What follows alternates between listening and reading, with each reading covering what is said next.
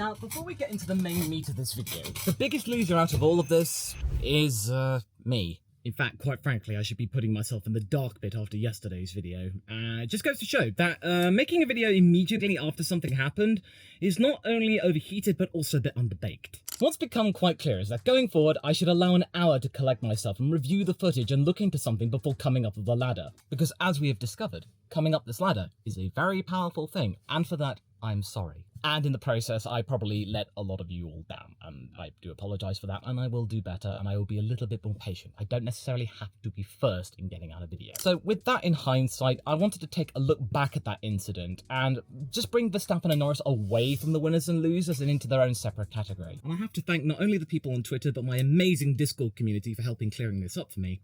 And if you'd rather just focus on the winners and losers, particularly Russell and Hulkenberg, you can go to this timestamp here, or just scroll through in terms of the chapters. So let's get to it, shall we? In the end, this was a case of both Norris and Verstappen not understanding one another in terms of how each other operates in the heat of battle for the lead. Max was probably expecting a similar situation to what he had expected in prior laps, including 63, where potentially Lando could try and get a slippery line past him, maybe a switchback maneuver, or try something daring that he might have not otherwise expected, because it's quite clear that by now, Max Verstappen basically knows pretty much any way he could possibly be overtaken. He might have been expecting something with what he did with Carlos Sainz last year at the same corner, and what Norris had tried earlier on when further back, and instead, we got something more akin to what happened between Verstappen and Leclerc in 2019, when both men were less experienced at fighting at the front. But the difference here is that Leclerc and Verstappen have fought each other in previous series, whereas Lando, Norris and he have not. They've always been a couple of years behind one another, and basically just have only started to discover what it's like going wheel to wheel with one another in equal machinery. As one of my patrons, Owen, pointed out also quite superbly, Vettel and Hamilton did something similar back in 2018, and kept it clean, showcasing that experience in Formula 1 and with how each other operates can lead to clean racing. So based on everything taken into account and what I have consumed in the past few hours, and of course all of the comments I got from yesterday's video, and again, I apologise for being a bit too hasty, Max Verstappen did deserve the 10-second penalty and the 2 penalty points after all the moving around under braking prior to what happened on lap 64, which did include the slight move left which caused the puncture to initiate, as well as compromising Norris's end of the race. And he was wrong to assume that Lando would act the way he expected him to act. So in a way, you could describe this as something of a fact-finding mission for both drivers. Verstappen needs to understand that Norris is not going to be a person who is scared of him. He's not going to back down. So he can't just do the whole thing of, oh, I'm just going to move around the track and do everything I can to keep somebody behind me, and they will not try anything. He's now discovered what Lando's like under pressure for the lead when the performance margins are as close as they were, and not to mention Lando's got a track limits penalty that he has to make up the difference for, so he had to make a move on right then. And Verstappen was also more frantic than usual, and under a lot of pressure himself. I mean, you could say that both drivers have learned exactly what to do in future, and we've got the British Grand Prix later this week, so yeah, expect some fireworks there, or maybe not. Hopefully they might calm things down whilst also bringing a spectacle. I mean, it's great for us, the audience. There's something to talk about. Lando was right to call out the moving under braking, since that tactic is frowned upon these days because of Max. And when you get Helmut Marko saying that both men were fighting unrealistically hard, you know that both drivers really have to look back at what happened and take stock. I get that it's hard racing. It's a balancing act, trying to adhere to the rules whilst also putting on the show because that's what Formula 1 wants. But at the same time, Lando has shown that he still has got a lot to learn. Yes, he managed to get his first win in Miami. That's great, well done. But when it comes to fighting wheel to wheel with somebody for the lead, he has yet to gain that much experience when compared to Max Verstappen or even Charles Leclerc, because right at that moment, he was desperate to get ahead. And I understand that. He got the track limits issue. He knows exactly what he has to do in order to hustle for a track limits thing, because that's how he got his podium in 2020.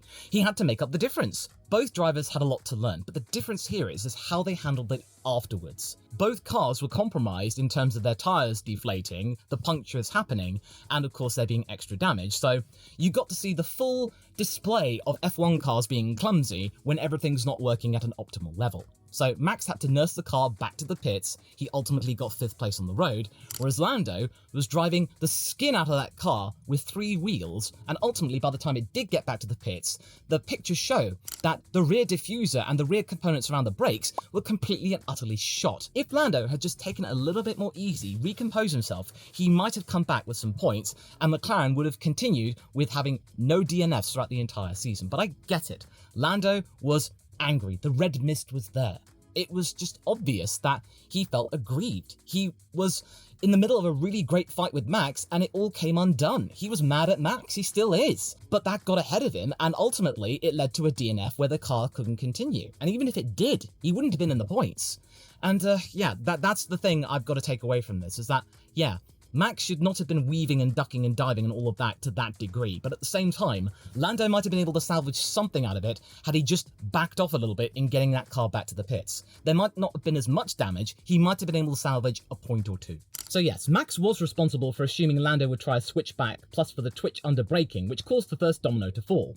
And Lando was responsible for his own retirement as he was so angry and drove furiously back. But don't get me wrong, this is a very important watershed moment for both drivers. Norris has learnt some very valuable lessons, because sometimes you learn not just from the good days, but also the bad days. And who knows, with the British Grand Prix, if they're in a similar situation, tussling for the lead, we might see it go all the way to the end, with both men realising what they can expect from the other, or at least to a better extent. But at the same time, Lando does need to cool his jets, because we need to go back to the Spanish Grand Prix and realise that at that start, he did push Max to the grass in trying to keep ahead of him to make sure that he could keep that pole. And then look what happened with George. So yeah, don't discount Russell at the moment. And let's move on to the winners right now, because George, he's definitely got something to be talked about. George wasn't really fighting for the lead during this race, but hey, all wins count, and as he said, you just have to be there in order to pick up the pieces, and he did just that. I guess he was reheating the popcorn that Oscar had made the day before,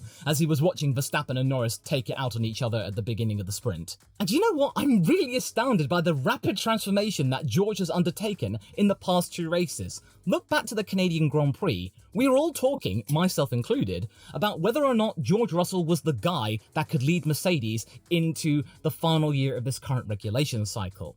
Last time out, in Spain, he pulled off an historic move, which will go down in history as one of the best overtakes of recent memory. And then we get to this race, where he goes and does what he does, hangs back, does the best he can to maintain 3rd from what he got in qualifying, and therefore collect his first win and Mercedes' first win in 33 races. That is some going, and a real testament to what Mercedes have been doing. Yeah, of course, it's not the most spectacular way of getting to the top and getting victories, but at the same time, you just got to do what you can do. You got to be consistent, you just got to be there, don't make any mistakes, and you can still bag some good results. And we got to go back to 2022, when for the first half of the season, George was constantly racking up top 5 finishes. So long as George is just there, he can be in the hunt for some good results. I really hope this isn't just a blip and opportunistic of him. That is truly the beginning of George Russell getting to understand what it's like to be fighting at the front. And if this can actually lead to Lewis Hamilton really pulling up his socks as well, and then doing something similar at the British Grand Prix, and of course there's also the talk from Mercedes in wanting Lewis to get a win for himself this year to really give him a good send-off after all of this time at Mercedes, this could be a really good opportunity for this team to get back in the hunt for 3rd place in the Constructors. Because I think Mercedes are winners too. I think we can all say that whilst the car isn't quite there yet to deliver victories on its own, the W15 is now in a position where it's firmly in the mix for podiums again, and both its drivers and the team are getting their heads around the current regulations. You know, to the point where Red Bull, McLaren and Ferrari now have to look at Mercedes and go, oh, okay, they're back in it. Good for them, I guess? It might have been a double podium had Sainz and Hamilton not collided at the start, and then thusly, as Lewis said in the post-race interviews, he might have collected some damage, which ultimately compromised him trying to get past the Ferrari. But either way, he was still able to bag some decent points, which meant they scored over 20 more points than Ferrari, and now we can actually talk about Mercedes going for 3rd place in the Constructors. This is a real turn of performance, where we can forget about Aston Martin bothering Mercedes, and now Mercedes are right back up at the front again. Also, Toto, I'm glad you're happy you're winning again, but seriously, calm down, since by his own admission, he almost talked George out with a sudden radio call to push his driver like he has done more often lately. Oops. Now, this next entry, quite frankly, should have been the driver of the day. Nico Hulkenberg. My goodness. Yes, he is one of the oldest drivers on the grid right now, but given what he's been able to do for Haas and what he's been able to contribute to that team since they brought him back into Formula One, you wouldn't think that. You'd think he's still in his prime. And I think Sauber will be really happy to have him and that Haas are going to miss him terribly. Sure, Perez had supposed side pod damage from a clash with Piastri at the start of the race, but what we got to see from Hulkenberg was that this weekend he didn't break under pressure, and he pulled off a stunning bluff at the end of the race where he allowed Checo through and then took 6th place back again with DRS when the Mexican wasn't expecting it. And not only that, Hulkenberg said he was able to screw around with Perez's tyre management on merit. I mean, of course, he has experience with Sergio Perez on a really close level since they used to be teammates back in the Force India days, so he knew how to press Sergio's buttons to some extent. This has been Haas's best result in a long time, and it's clearly demonstrated that that team is starting to really transform itself into a team that can be taken seriously, and it's no longer the joke, because, come on, we've got to talk about Haas here, and Magnussen's efforts as well in a moment. But think about it. In one race, they scored 12 points. How much did they score in 23 races last year?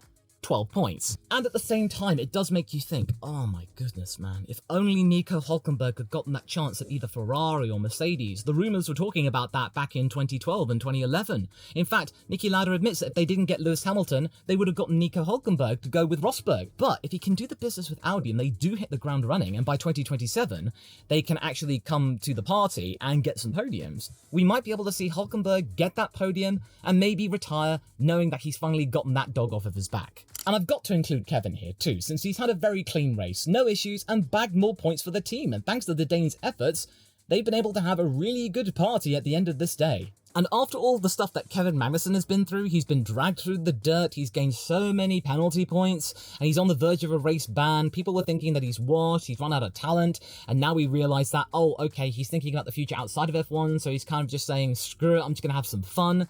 This is the kind of result he needed. No complications, he was able to do the business quietly, no one really paid much attention to him, and he got 8th place. That's fantastic, and I'm really happy for him, and I'm really happy for Nico. In fact, I'm happy for Komatsu entirely, because even though Haas is not spending the big bucks and they're not bringing upgrade after upgrade after upgrade, what they do bring works, and they are being very efficient. And of course, we were saying at the beginning of the season that that was not the way to handle things, but now, maybe that might have been the case. And Gene is bringing money. They are not committed to buying pay drivers anymore. We might see Haas get back to where they were in around 2018, where, sure, they might not be right up there with Aston Martin, but they can at least be in the hunt for 6th place in the Constructors, which they are now again. But then, okay, my boy, Oscar. Oh, this is the one that got away. Sure, on Saturday, Oscar didn't know that that track limits deletion would throw away a chance for victory, but he was right to be mad since, as many point out, having gravel and sausage curbs, even if they are kind of dangerous, are enough to not need sensors and AI on top of that to police track limits. But it is what it is, and despite all of that, Oscar showed some really good overtakes in Turn 4, Turn 6, Turn 4 being his definite best friend, and he was able to climb back from 7th to an ultimate 2nd place. And even if Lando and Verstappen had finished as they were, he would have still been 4th place, and that would have been a really good comeback after all the struggles he had in Spain. Despite McLaren's anger and frustration, and even Oscar's own anger and frustration and grumpiness toward the FIA, he was still able to do the business and salvage something, and prove a worthwhile investment for the team, and somebody who can pick up the pieces if Norris falters, which he did in the sprint as well, by his own admission, describing his drop from 1st to 3rd as like an amateur. And if you think about it, this is the 2nd time this season that a grid drop has prevented Oscar Piastri from realising his full potential. We go back to the Emilia-Romagna Grand Prix, and had he not impeded Magnussen due to a lack of communication from his team, then he might have been pole position. He might have been able to get a victory at Monaco had there been more overtaking available and Leclerc wasn't backing everybody up. And then had he not had the track limits thing, he might have been in 3rd place. He might have been able to dictate the race. He might have been able to have Lando out in terms of Max Verstappen. And we might have had a McLaren 1-2, or we might have had Piastri win the whole thing. We might have seen in one reality a Piastri with 3 wins under his belt already. But again, it's what is, it's speculations, it's conjecture, things don't turn out the way they do. But it's clear that there have been a couple of missed opportunities for Piastri, either through one way or another, be it himself or the team or circumstances beyond his control. But this is exactly the kind of performance he needed after the Spanish Grand Prix, where he was nowhere, and only Carlos Sainz completely falling off right at the end of the race allowed him to get back in the hunt for the top 6. And yes, of course, Oscar is quite unflappable and he does show no fear. but he is quite snippy, because in the cool-down room, while George was going, "Oh, pip pip tally-ho, fellows, that was a really cool fight between Max and Lando," and then Oscar's coming in like, "Well, yeah, you're only saying that because you won it." I mean, that's not verbatim, but it's effectively what he said, and it's just like, "Oh, okay, Oscar, I feel you, man, but it'll come. It'll come." Then we got to talk about Daniel Ricciardo. This didn't get much coverage for obvious reasons, but what a weekend for Daniel, and at Red Bull's home circuit no less. After the horrifying reality of the team's upgrades not working as intended, and them now having to do this bodge job of mix and matching old and new parts to try and get something out of their weekend, then lo and behold, after the circumstances, even if Lando and Verstappen had not collided, Daniel would have bagged a singular point. Yes, it's behind the two Haas, which is not ideal, but at least it's providing some sort of damage limitation, as was said on the radio, that, okay, they scored more points, but at least it's only 10 more points instead of 12. Ricciardo was able to get something out of it, and he was the stronger driver again when compared to Yuki. This is the kind of stuff that Daniel needs to show, especially when it was his 250th Grand Prix. This might not have been a spectacular performance like a 5th place or a 6th place, it's only 9th, but right now, after the shocker of last time out, getting back in the points again, that's not terrible, and it was Daniel that did it. And if you look at the point standings, he's slowly bridging the gap between himself and Yuki, and of course there's still some work to do, and his future is certainly not guaranteed, but he might be doing enough to help stave off a change in driver, be it from Red Bull or otherwise, for the Liam Lawson situation, until after the summer break, or maybe until the end of the year. But right now, I think he's doing enough to maybe sit pretty, because considering what's happened with Perez in the last few races, and especially this weekend, he could be around for something serious to happen. I don't know what for sure, but yeah, I'll get to Sergio in a moment, because, yeah. Yes, okay, this was a bit of a tough one, but I'm just about going to put Gasly in the winners section. And it's also Alpine's 4th race in a row where they scored points, and whilst they fell back to 8th in the team standings, Pierre did the business despite Ocon doing all he could over the weekend to make things not necessarily hellish, but certainly more difficult than they should have been. It's quite clear that these two drivers are fighting for certain things. Gasly is fighting for Alpine to not be last and to get them back on their feet, whereas Esteban is fighting for his future career. And right now, the gloves are off. And yeah, okay, they're going to try and do their best for the team, but in the heat of the moment, when they are battling each other head-to-head on the track, Esteban is going to be thinking about himself. And there are moments when you just think, oh, come on, Esteban, really? It's not like bombastic, spectacular moments where he takes out his teammate or something like that, or he deliberately collides with them and they touch, but it's just the little things. Again, I'll get to that in a moment, but either way, Pierre was able to make the best out of it. He was qualifying well, Esteban qualified well in getting into Q3. But then again, of course, the antics going on did compromise what they could do, and the best they could hope for is 9th or 10th. But what this goes to show is that Alpine can't sit on the laurels anymore. Sure, rising themselves up to 7th place in the Constructors was great by not bringing upgrades and just relying on weight-saving tactics. But Haas are really now back in the game, especially at a track where they were really strong at, and they delivered hard. So Alpine need to discover something if they want to get 7th place back in the Constructors. Then there's Carlos Sainz, and considering the reality check his team is facing right now, Carlos has once again been able to make the most out of the struggles of his teammate. He himself doesn't think that he truly earned this podium, that he considers it a bonus one, and hoping to add to his credentials about being a driver that either Alpine, Williams or Sauber could fully rely on. And yes, he did make the most of the fact that Charles was struggling with the Ferrari woes that have suddenly come back in full earnest, but at the same time, there were scrappy moments which led to moments when Carlos wasn't exactly the best driver that Ferrari could have hoped for, but nevertheless, he provided some damage limitation, and it prevented Mercedes getting ahead of both Ferrari drivers and really racking up some points and closing the gap considerably. Carlos did the best he could. But I mean, when you look at McLaren, Piastri being able to overtake Sainz, the fact of the matter is, though, is that Ferrari really need to get on top of these upgrades. And hopefully, they've been able to gather some data from the Austrian weekend, and by the time they get to the British Grand Prix, which was when they were originally going to bring those upgrades, they might be able to get a thing or two learnt and maybe get back closer to maybe outdoing Mercedes and bringing them back to being the 4th fastest car. Because right now, Ferrari are the 4th fastest car, and that happened out of nowhere. And not to mention, Carlos really needs to point to better results other than just going back to the Australian Grand Prix victory. He needs more on his resume. Then we have to talk about the Red Bull Ring circuit. Yes, this was much better.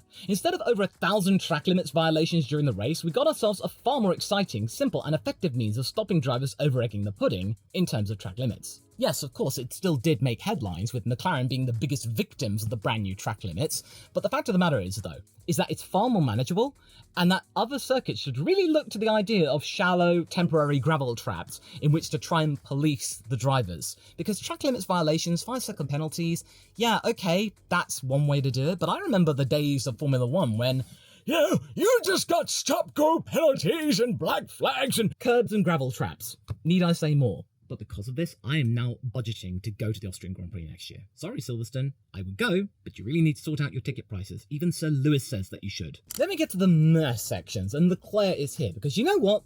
Despite the car letting him down in sprint qualifying and the clashes at the start sending him tumbling down the order, Ferrari were almost correct in predicting that Charles could get back into the points. I remember laughing that off when I heard them say that, but to be fair, they were only 6 seconds off, and granted, Norris retiring did help them as well, but you gotta be in it to win it.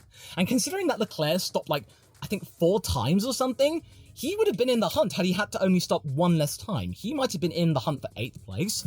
And then we gotta go back to the sprint. Starting from 10th after going into anti-stall, the engine cutting out and all that stuff, he was able to recover from 10th place to get to 7th, so that is a really good Herculean effort with that limited amount of laps, so he did do well when he was allowed to, but when things just happened at the start, when he collided, and he tumbled down the order, he got damage, and then of course he had to do all of those pit stops, he wasn't really happy on the hard tyre at the beginning of the race, there were a lot of things going against him, but despite all of that, he almost got back into the points. He's still 3rd in the championship.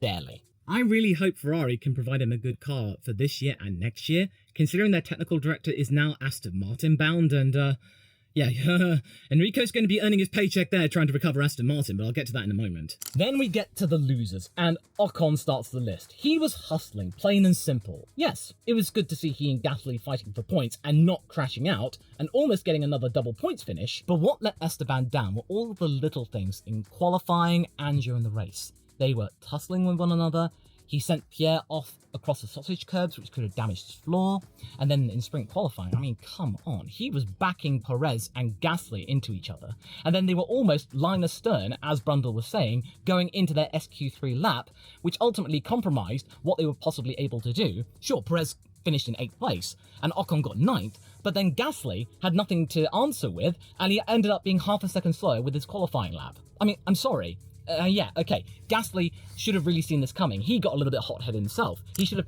backed off a little bit, and of course he might have been in the way of Leclerc, but Leclerc wasn't going to get to the line in time, so it might not have even mattered. He wouldn't have been called for impeding, because there wouldn't be a lap to impede. This is the kind of stuff that's really not going to impress Sauber or Haas. They're going to be paying attention to this, and they're going to be looking at this and thinking, do we really want a driver who's going to pull off these kind of tactics to better his own qualifying lap at the expense of his teammate potentially, or other drivers, and he might be called out for impeding, and then he might get a grid drop? It's just going to cause more complications and headaches. Yeah, this was not a good look for Ocon. Then there's Perez. Look, I get it. Checo had damage after his coming together with Piastri at the start, but let's be real. A Red Bull should be better than a Haas, even with damage. And not only was Hulkenberg faster than Perez and was able to mess around with the driver, but then when you look at the situation with Verstappen, he came in, he had a really slow in-lap with the damage, he had a 10-second penalty. He then went out, and even though he had the soft tyres, he still ended up ahead of Perez on the road. And that's just really, really sobering. Even if things had turned out the way they did, Red Bull should really be looking at a driver and thinking, he really should be closer up the road than he was right now. He was still in the middle of fighting with Hulkenberg. Verstappen really didn't figure, that's the point. And not to mention, Perez had a 5-second penalty himself to deal with for speeding in the pit lane. It was just a scrappy weekend with limited points potentials, and it proves that Red Bull has a tall order at the moment in maintaining their constructor's crown, with McLaren on it all the time, Mercedes getting back on their feet, and Ferrari, well, they will get back there eventually. But at the moment, it's not exactly clear, but in time, they will. And again, I get it. Perez was compromised in terms of what he could do with the side pod damage, but he still should have been faster than Hulkenberg. Then Yuki Tsunoda. Quite frankly, Yuki let himself down with his comments before the race, and even though he was horrified at the reaction of his words regarding Zhou, those kind of slurs are not welcome in the sport. And yes, Verstappen has also been taken into account for these words himself, and he really should curtail those words as well. It's not necessary. Why say it? It's just pointless. And even though he apologised and we should really move on, accept the apology and hope that he learns from it, it was a letdown after all the maturing that Tsunoda had shown since Bahrain. It was a step backwards, and the strategy made sure that he really couldn't do much in responding to Ricciardo, and the Australian turned out to be the better Racing Bulls driver, for the 3rd race in a row effectively. Tsunoda ended up being the weaker driver, after a really consistent start to the year. Hopefully this is just a blip and you can get back on it for future races. As the racing ball cars improve, they figure out the upgrades, and therefore both drivers can maximise on what they can do to try and keep 6th place in the Constructors and maybe get back in touch with Aston Martin again. Because, yeah, they're the next losers at the moment, and my goodness, oh my goodness. I mean, they were only faster than Williams and Sauber at this point. This is just crazy. And Alonso, this was a scrappy weekend. This was probably even worse than Imola. He was slow, he looked despondent, he was battling with Alpines and saying, wow. And then he goes and collides with Zhou, he gets a penalty, and then Stroll ends up being the better Aston Martin driver of the weekend. I know that's not saying much, but, you know, this is making me reach toward the foam of doubt, and yeah, something's off here. I'm not sure what's going on about how Alonso's dropped off hard, because I recall him talking about him being the one to call it when he wants to retire, when he says bye-bye to F1. And he's admitted that if he's not performing as he should, then he'll call it quits and get to be an ambassador. And maybe make way for another driver and for Stroll to take the lead after he leaves. And maybe that might be happening sooner than expected. If Aston Martin end up being right at the back, maybe Alonso might retire at the end of the year, having gotten fed up with the whole thing about Aston Martin falling back. Maybe he might only give one more year if Enrico Cardile comes in or something. But there's something up here. There's something wrong. Because what made Vettel retire after 2 years and seeing the potential in the wind tunnel and in the simulator about what the AMR23 could do and what it went on to do? It just feels off or something. But anyway, this is why I got the foam of doubt. Take it with a pinch of salt, but it's foam for thought. Sauber, nothing to write home about. It just seems slow, just anonymous, like last year. And Sargent, whilst Albon was able to get some hope out of this weekend, Logan just couldn't get any luck after damaging his front wing at the start, and he was limited in what he could do and trying to get a good result, which is what he needs right now to survive in Formula 1. However, there might be a chance from outside of Formula 1 to gain some redemption, as I talk about in this video here. The end of him in F1 might be nigh, but right now, there could be more opportunities, as I talk to you right now next.